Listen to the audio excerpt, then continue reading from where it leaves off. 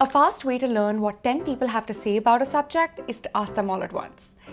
That's basically a focus group.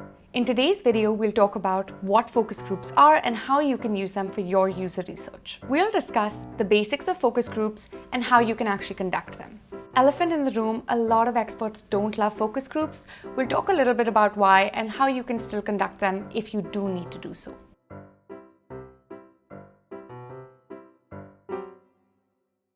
In market research and UX research, focus groups are a commonly used research method. They basically entail asking a group of people for their feedback, either about a general domain or about your product in specific. Sounds simple, right? It's because you're a genius. Not that you need it, but here are some basic tips to help you run a focus group. How many people do you need to run your focus group with? The answer varies by the source you look at, but in general, between 5 to 10 people is a good range to work with for your focus group.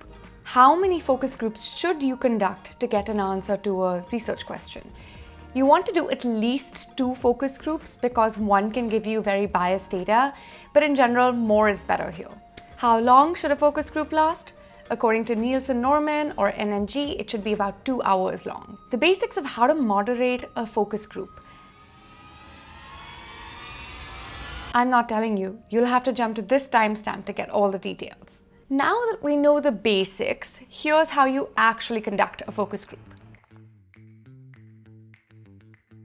Running a focus group requires you to ask a set of questions. When are focus groups most useful? How do you conduct them well? Will they be super awkward? To help you answer question 1, focus groups are super helpful when you are in the early ideation and conceptualization phase. You can give a group of people a topic or a theme and just dig into what they think or perceive about it. Focus groups are not as great for things like usability testing because there's a lot of social pressure in the group. And so folks may not be as open when they're actually exploring the product. You have 4 key goals when you're running a focus group. Number 1, you want to create a comfortable environment. That means you may want to set aside time for introductions for yourself and the participants, watch people's body language to see when they start opening up, and really create a space where people feel comfortable. That's when you'll get the best insights. Number 2, you want to make sure you have asked for consent where needed. For example, if you're recording the conversation, you want to make sure everyone's comfortable and familiar with that. Number 3, encourage participants to speak. You may have wallflowers and you need to make sure that they feel comfortable opening up, and you may have a rambler and you need to feel comfortable interrupting them as well.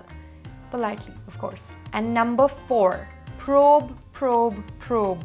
You want to ask as many probing questions as possible. Why do you feel that way? How did that opinion come up?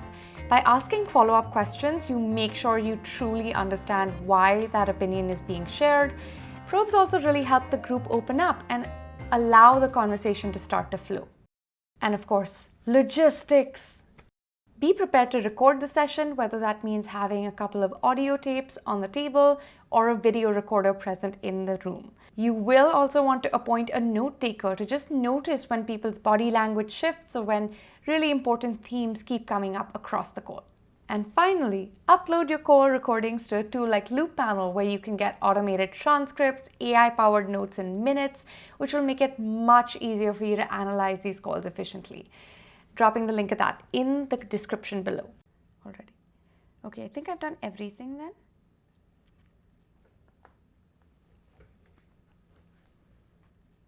Okay, I'm gonna stop.